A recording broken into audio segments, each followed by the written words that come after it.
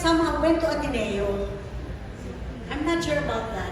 But then, there's a bloodletting. And my husband happened to be a Bicolano from Naga. And then he said, Ate Guy, nakita niya si Ate Guy, gusto mo magtabang? And then, at that time, 50 pesos really is big. Because noon, 5 pesos really big during the 70s, right? And what Ate Guy did was that he took a bundle of money from her pocket and handed it over to my husband. During that time, that was a big amount. And my husband was really amazed and very happy that he was able to get money from Ate Guy. So we could really see how selfless she was. So, and I think most of us have felt the love of Ate Guy in her own little way, we're all touched by Ate Guy.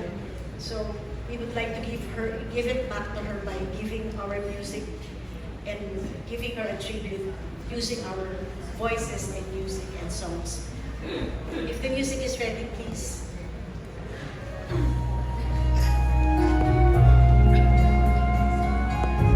Good evening po.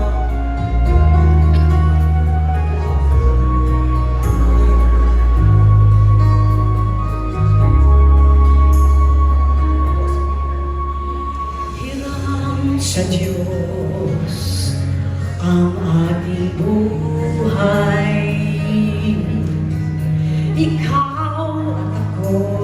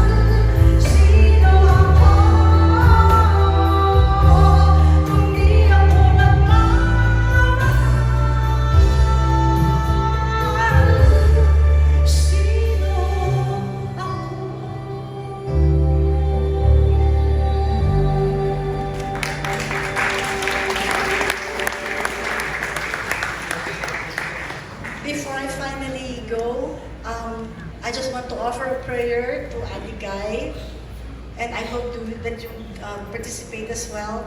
Our Father who art in heaven,